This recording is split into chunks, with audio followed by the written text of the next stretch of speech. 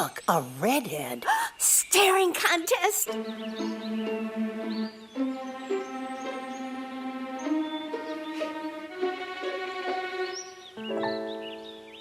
You still got it. I know. Come alive with the forest. The dad was cute. You were looking right at us. Visit discovertheforest.org to find a forest near you.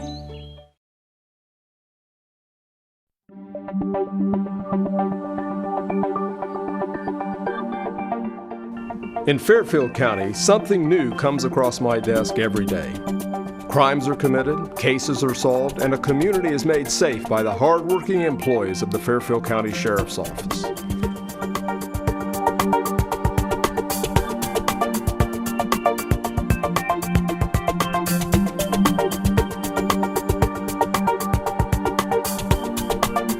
Welcome to This Week with Sheriff Dave Phalen, a weekly program here on LSN Television. We're also carried by a number of the radio affiliates here in Lancaster. Do appreciate you, the viewers and listeners that join us every week. This program is actually produced at Fairfield Christian Academy by the students. I appreciate their diligence.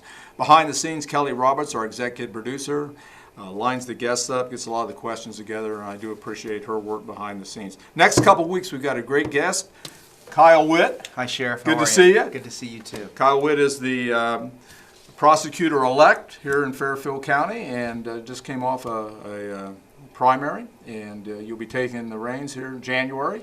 So it's exciting times. It is an exciting time, yep. So I'm very honored, with the voter turnout and with the voter result there, and looking forward to it. Looking forward to the challenges ahead. So tell us a little bit about your family, about you.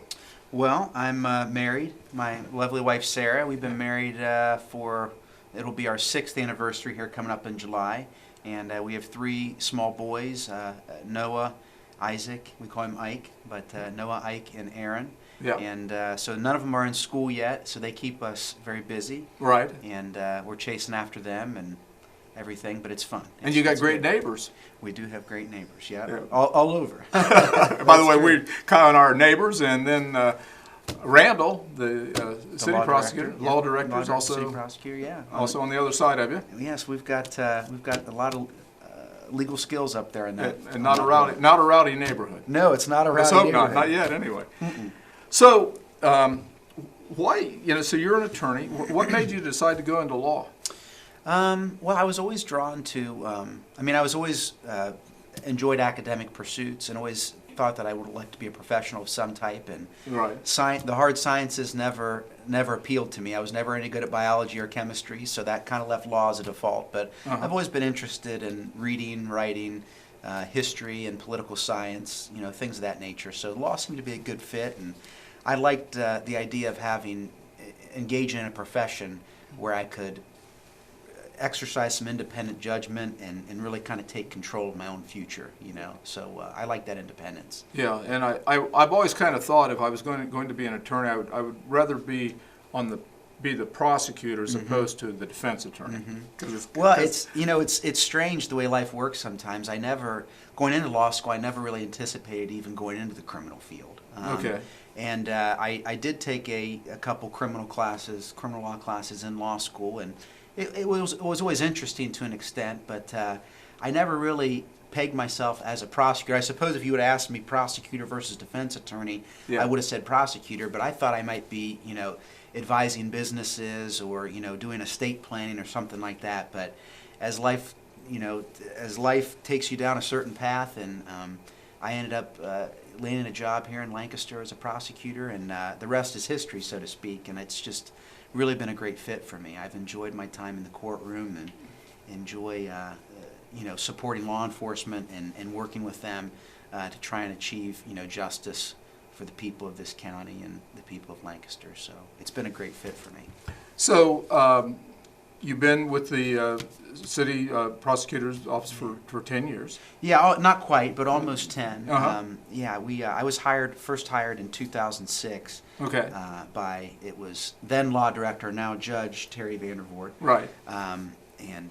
So she provided me with an opportunity, and I suppose saw something in me that she liked and gave me that opportunity, and so it's been a great fit. But that was almost 10, not quite 10, but yeah. And then, when you think back on the even 10 years ago, have you seen changes as far as some of the dynamics, or has it kind of been pretty consistent, or have you seen like some trending as far as the people that are now coming before you?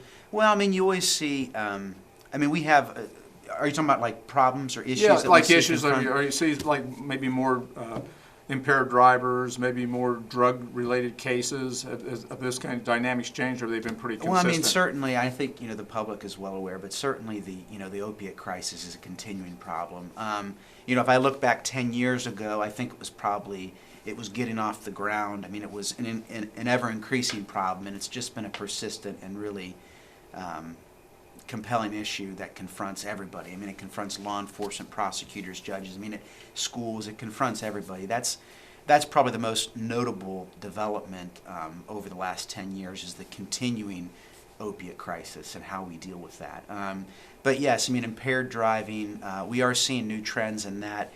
Over 10 years, it used to be, when I first started in 2006, you would see, of course, a lot of alcohol impairment, and you might see a mix with some of your illicit drugs, and now what we're seeing is, what we call polysubstance impaired drivers, which is a lot of times they're under the influence of multiple drugs. Maybe it might be illicit drugs together with alcohol, together with prescription drugs, or some combination of that, and that presents some unique problems. Because as far as a training for prosecutors and law enforcement, but sometimes those drugs are more difficult to detect. The field sobriety test and the tools that law enforcement has at their disposal and what the courts are used to seeing and what prosecutors are used to using for years they were tailored toward alcohol individually, and now we're seeing these other drugs that impair equally and as dangerously as alcohol does, and in some cases more so. But we haven't developed new techniques to detect those and prove those at trial, that impairment at trial. So. Right, and I think a lot of times when you look at things on television, as they have dramatizations of court proceedings, that today the juries are a little bit more sophisticated. Even the criminals are. I'm surprised because sometime, I had lunch or dinner yesterday with my grandkids, and they watch a lot of the 48 hours of their datelines, so they have an understanding, and I'm sure the criminals do, on how they can track the phones today and how the DNA plays such an important part in it. So a lot of those dynamics have changed over the years because the sophistication of the jurors and what they know or what they think should be presented is a little bit different than it was a few years ago. Well, I think you've hit upon a really valid point there. I mean, if nothing else, the expectations are very high with respect to juries, and that's actually something that I've tried to incorporate whenever I am in the courtroom. I oftentimes during a jury selection process, I'll allude to that and ask if they have any of those types of expectations, because they are used to seeing the CSI or the 48 hours, and they're used to seeing all this, whether it's DNA or this improved, enhanced science, and then of course it being wrapped up in an hour. They're used to seeing an introduction of a problem or a crime, and then it works itself through, and then you have this gotcha moment where you have and that's not always the case. That's most often not the case, and you're still relying heavily. I mean, there are improvements, scientific improvements and technological improvements that do assist us in our prosecution efforts, but by and large, we still rely a lot on the credibility of our officers, eyewitness testimony. I mean, some tried and true traditional means of prosecution. So I always try and frame the expectations correctly about the type of evidence that they're going to see whenever I'm in the courtroom. Now, something just came to mind. I know Lancaster today has the body cameras that the officers wear. How helpful is that to you? Or have you had some situations where that has been beneficial?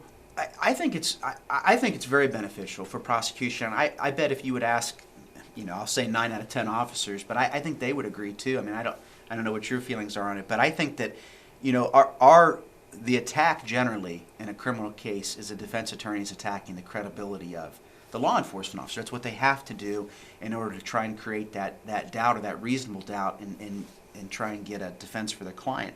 Because most of the time, if the jury believes the officer, than our case is made. Right. So my experience is that those Axon body cameras generally support and substantiate the testimony of the officer. Now, of course, there's always a downside to things, and that is there are a lot of things that, if you think about it from a common sense perspective, you realize it, but you have to highlight it, and that the Axon, they don't pick up certain facets. I mean, even here today, if I had, for example, an OVI case, if I had consumed alcohol before coming to this interview, the camera doesn't pick up on that. Right. And they might not pick up on certain indicia of impairment. You and I are sitting here, and if I had bloodshot eyes, or if I had a flushed face, or if I had certain, motor skill, problems, that the camera might not pick up on that in the same sense that you would. Right. We have high definition TVs and everything, but still nothing's perfect. So. Right. Those would be the downfalls, is that there are still a lot of things that a camera doesn't pick up on, and it only captures a certain window or image, whereas there might be other things going on around that an officer is observing or witnessing, but the camera's not picking up on. And for our viewers and listeners that may not know, what is the difference between the law director's office, the city prosecutor, and the county prosecutor? Because there is a division there. There is, yeah. And I'm sure there's a lot of our viewers. What's the difference? Well, we both prosecute cases, but the difference is really the jurisdiction over what types of cases we prosecute. So, at the city prosecutor's office, where I'm currently employed, because we sit in the county seat, the law director and city prosecutor for Lancaster has countywide jurisdiction to prosecute adult misdemeanors. So that's actually a very high volume of cases, and it can involve serious cases. We handle things from common criminal cases like public intoxication up through domestic violence cases, and sometimes serious cases. And then we handle traffic stuff from your typical speeding encounters through impaired driving, OVI prosecutions. But that's adult misdemeanors, things that you can go to jail for up to 6 months, but not prison. And then the county prosecutor's office handles those felony crimes where you're talking about people going away for years, more serious levels of crimes, things involving, deadly offenses, weapons, things of that nature. So, but there is a surprisingly large amount of overlap. A lot of cases, felony-wise, it's misdemeanor type behavior, but if someone has a certain history, right, there's enhanced penalties when someone, and OVI is an example, domestic violence is an example, if they have a history of engaging in that type of behavior, then, a future conviction can be a felony offense. So, and then the county also does juvenile offenses. Right, and there's the civil, different things. Yeah, and then of course there's civil, the law director's office for Lancaster, we're legal advisor for all of the municipal departments for the city of Lancaster. And we serve as, actually in some capacity, we advise the schools, and then the county prosecutor does your county agencies, like the sheriff's office, like the township trustees, Fairfield County engineer, things like that. We're just about out of time. Oh, okay. That went very quickly. That went quickly. Yes, it did. Kyle, we'd like to have you back next week. That'd be great. And talk about maybe some of the goals, some of the things that you see for the future for the county prosecutor. Great. And appreciate you taking some time out. Well, we're going to have you so back next week. Yeah, thank you so much, Sheriff. I appreciate it. Prosecutor-elect, County Prosecutor-elect Kyle Witt joining us this week. He'll be back next week. And we're just about out of time. Again, I want to thank each and every one of you, the viewers and listeners that join us every week on this program. Certainly Time Warner, who's nice enough to put us on, along with the radio affiliates here in Lancaster, the staff and students here at Fairfield Christian Academy, and Kelly Roberts behind the scene. Until next week, same time, same place. God bless. Buckle up if you're out there driving, and we'll see you right here next week.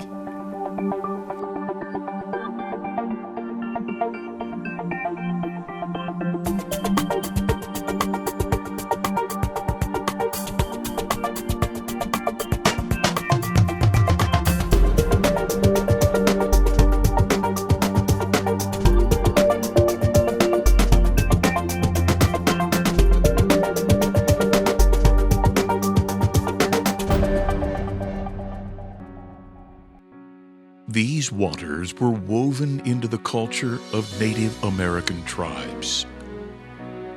The descendants of the early Europeans built a business here based on agriculture. And today, this unique destination in the central Ohio countryside comes to life with stories and memories centuries old. The Fairfield County Historical Parks invites you to amazing Rock Mill. Above the falls of the Hocking River Gorge, here together, nature and man have created some truly American stories that you'll want to experience with the entire family. Visit us or learn more about Rock Mill and the largest wooden water wheel in the nation at historicalparks.org.